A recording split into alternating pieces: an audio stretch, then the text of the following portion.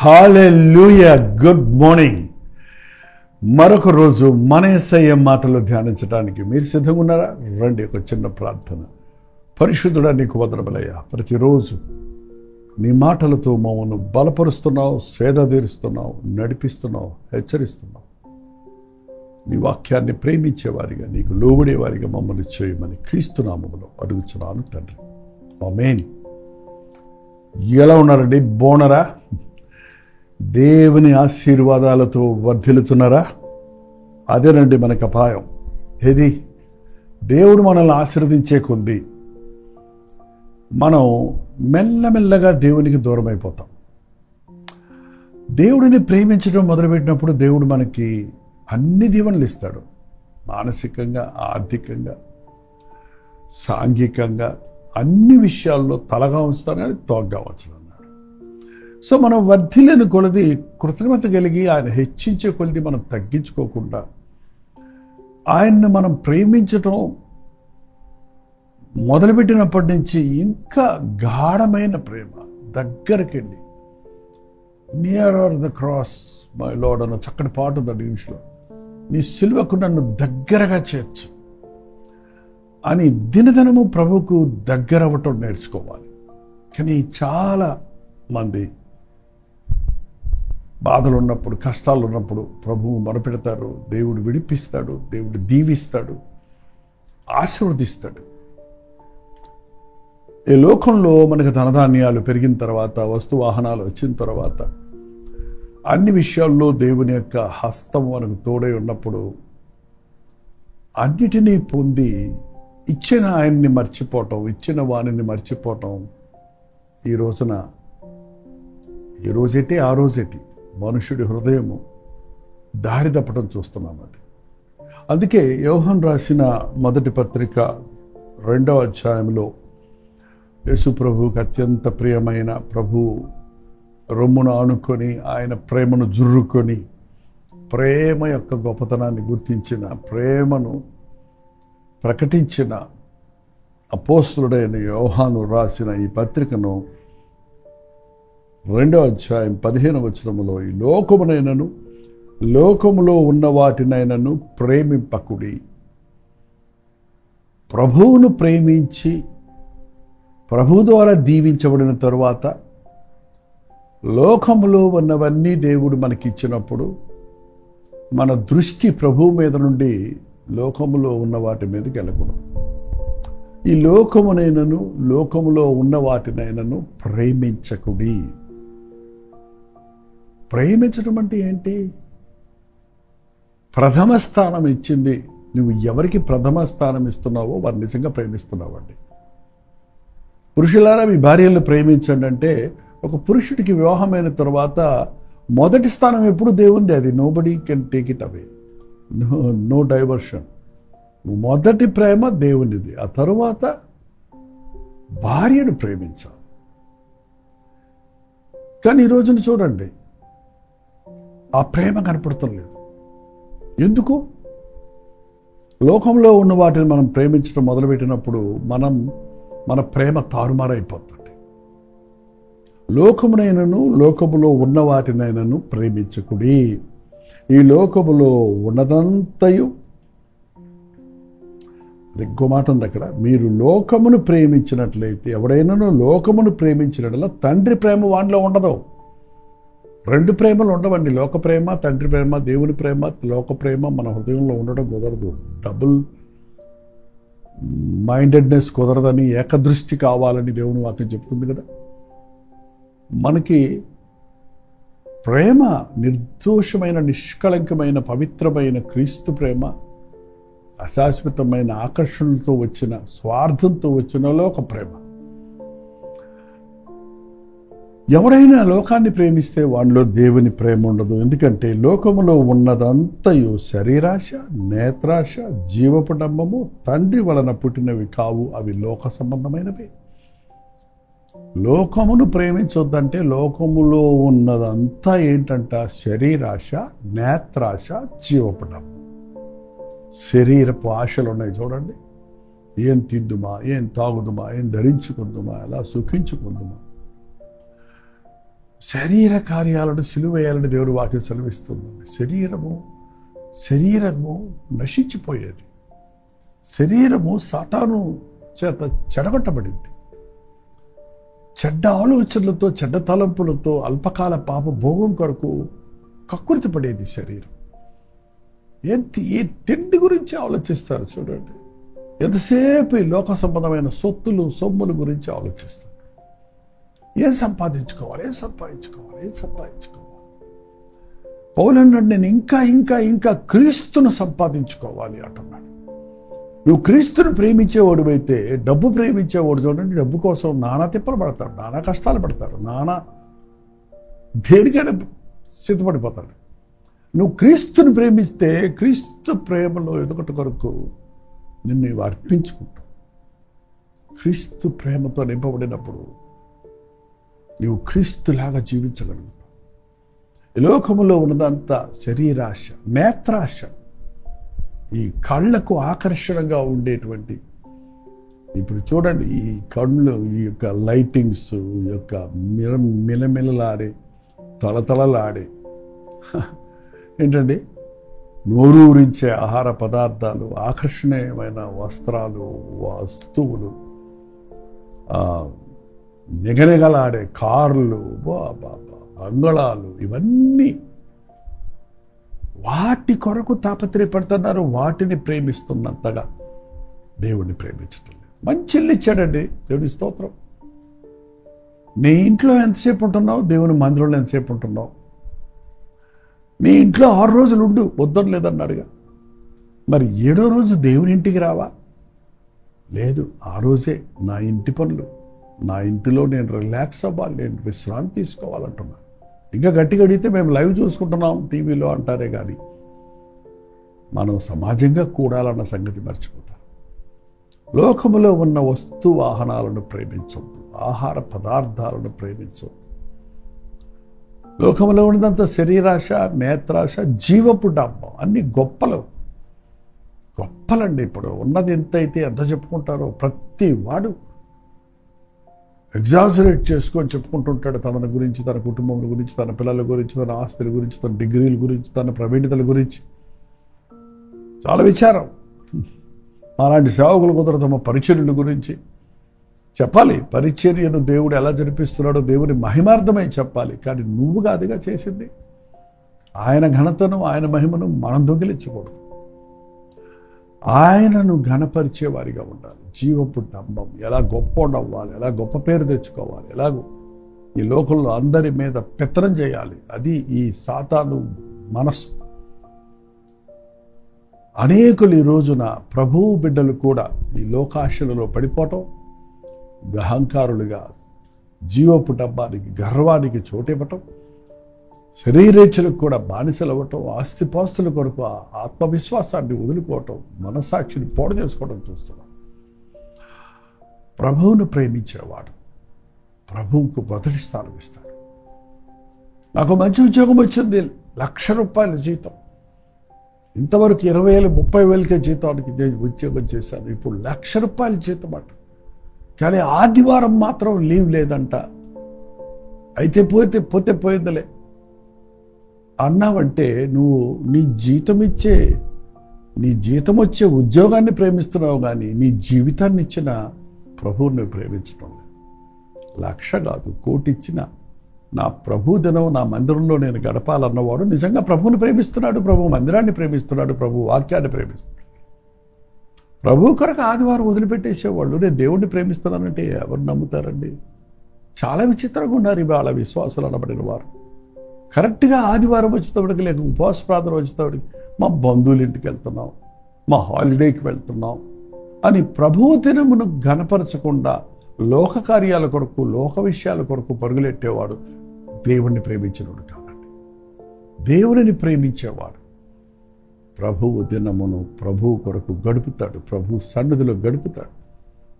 ప్రభువును ప్రేమించేవాడు దేవుని వాక్యాన్ని ప్రేమిస్తాడు, దేవుని బిడ్డల సమూహాన్ని ప్రేమిస్తాడు, దేవుని మందిరాన్ని ప్రేమిస్తాడు, దేవుని సన్నిధిని ప్రేమిస్తాడు, దేవుని ఎడల నమ్మకంగా ఉంటాడు. ఈ కంటికి కనబడే వాటి కోసం కక్కుర్తిపరడు. ఈ లోకము దాని ఆశ గతించిపోతుంది. తర్వాత చూడండి, ఈ లోకము దాని ఆశ గతించిపోతున్నవి. ఈ లోకంలో ఉన్న నేత్రాశ, జీవపడంబము, నేత్రాశ, శరీరాశ, జీవపడంబం అనేవి ఎప్పుడు ఉండవు. అవి నీకు సాటిస్ఫాక్షన్ ఇవ్వవు. ఈ లోకము ఉండదు అసలే. ఈ లోకంలో ఉన్న ఈ ఆకర్షణలన్నీ ఉండవు, ఈ ఆస్తిపాస్తులన్నీ ఉండవు. మనం చనిపోయినప్పుడు ఒక్కటి కూడా వెంట పట్టుకోవడం. దేవుని ఉగ్రతను ఉండ ఈ పంచభూతములు మహావేంద్రముతో లయమైపోతాయి.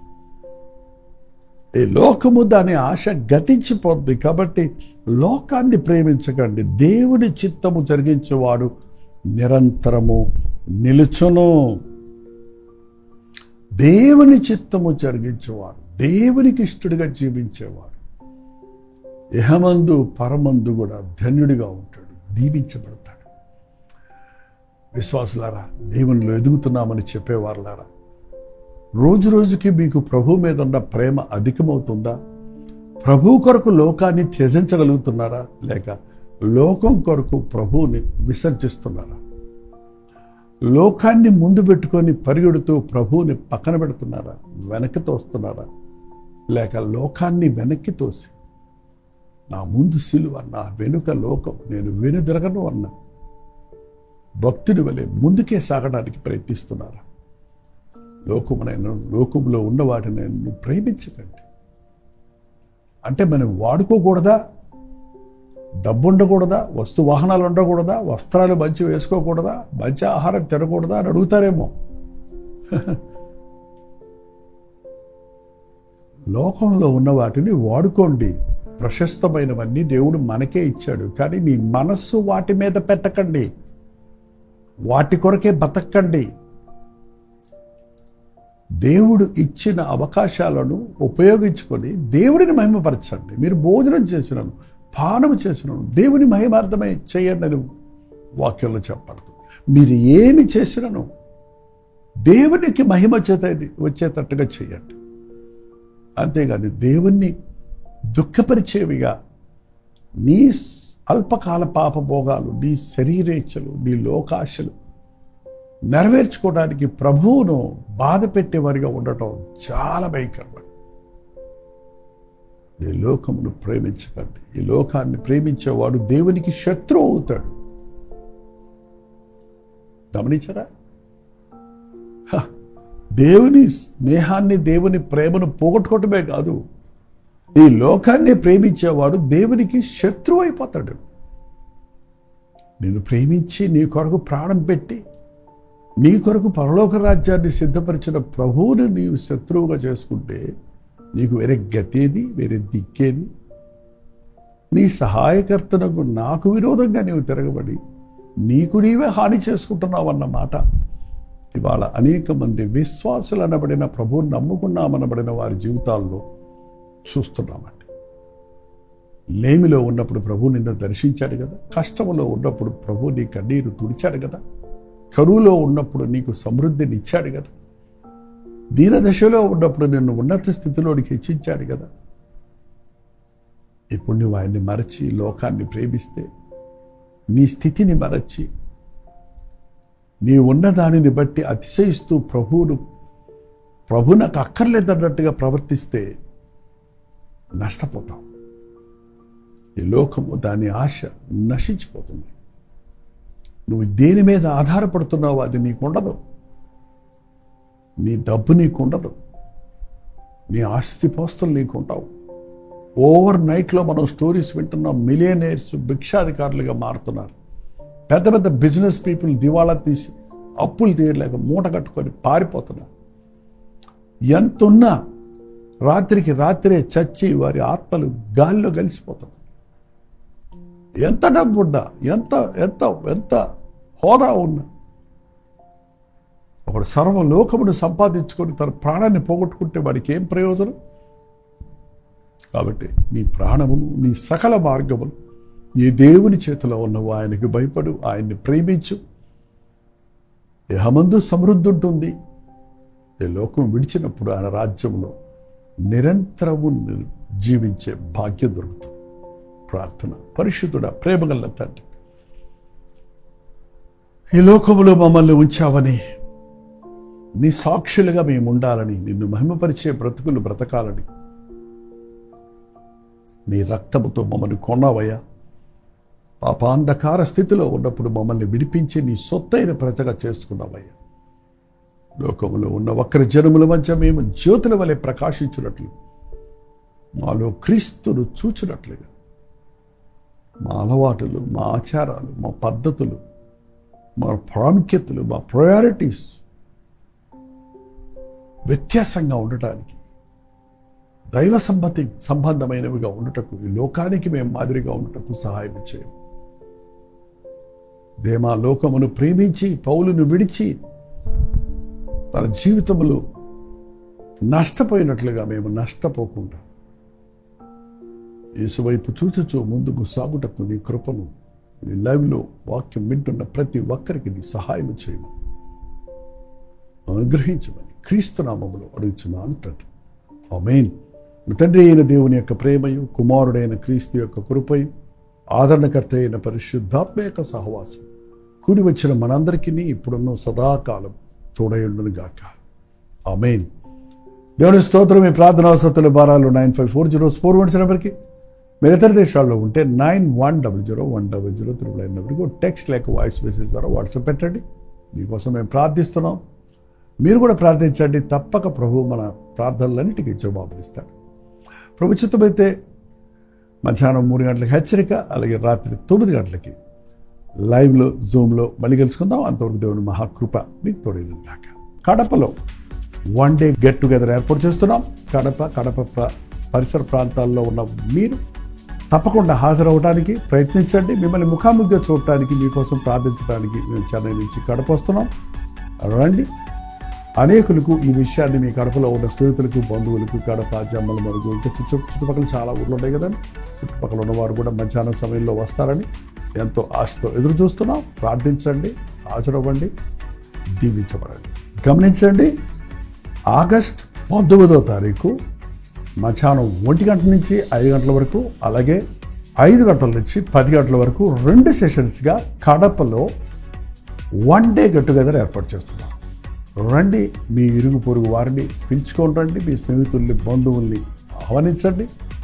కడపలోనే కాకుండా కడప పరిసర ప్రాంతాల్లో ఉన్నవారు కూడా వచ్చి హాజరై ముఖాముఖిగా మిమ్మల్ని చూడడానికి, వ్యక్తిగతంగా మీకోసం ప్రార్థన చేయడానికి కూడా అవకాశం కలుగు చేయండి. చిరునామా గమనించండి.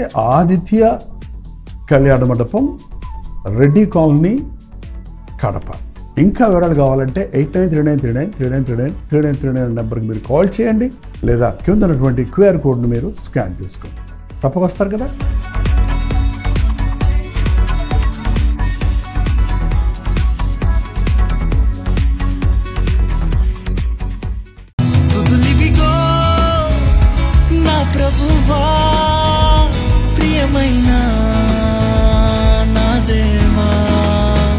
హల్లెలూయా. దేవునికి స్తోత్రం. బెంగళూరు పరిసర ప్రాంతాల్లో ఉన్న వారికి శుభవార్త. ప్రతిరోజు దేవుని వాక్యాన్ని అనేక భాషల్లో వింటున్న మిమ్మల్ని ముఖాముఖిగా చూడాలని, మీకోసం వ్యక్తిగతంగా ప్రార్థించాలని బెంగళూరు వస్తున్నాం. ఆగస్టు 27వ తారీఖు మధ్యాహ్నం 2 గంటల నుంచి 5 గంటల వరకు, 6 గంటల నుంచి 10 గంటల వరకు జరిగే ఈ 2 సెషన్స్లోనూ పాల్గొనడానికి సిద్ధపడరండి. మిమ్మల్ని ముఖాముఖిగా చూసి వ్యక్తిగతంగా మీకు ప్రార్థించాలని, దేవుని వాక్యమును ధ్యానించి మనమందరం కలిసి దేవుని సన్నిధిలో ఆనందించాలని ఈ 1 డే గెట్ టుగెదర్ను ఏర్పాటు చేస్తున్నాం. రండి. కుటుంబాలుగా తరలి రండి. ప్రభు సన్నిధిలో మనందరం కలిసి ఆయన వాక్యాన్ని ధ్యానిద్దాం, ఆయన్ని ఆరాధిద్దాం. మరి ముఖ్యంగా మీ సాక్ష్యాలు వినడానికి, మీ కొరకు ప్రార్థించడానికి నేను ఎంతో ఆశ కలిగి ఉన్నాను. సోషల్ మీడియా ద్వారా, టెలివిజన్ ద్వారా వాక్యం వింటున్న మిమ్మల్ని ముఖాముఖిగా చూసి బలపరచాలని ఎంతో ఆశతో ఉన్నాం. తప్పకుండా రండి. బెంగళూరులోని హడ్సన్ కమ్యూనిటీ సెంటర్లో, సిఎస్ఐ కాంపౌండ్లో ఈ 1 డే గెట్ టుగెదర్ జరుగుతుంది. మరిన్ని వివరాలు కావాలంటే 8939393939 నెంబర్కి మీరు కాల్ చేయండి, లేకపోతే మీరు చూస్తున్నటువంటి నెంబర్లకు వాట్సాప్ పెట్టండి, లింక్ మీకు పంపిస్తారు. తప్పక వస్తారు కదా. స్తోత్రములు దీవెనకై కృతజ్ఞత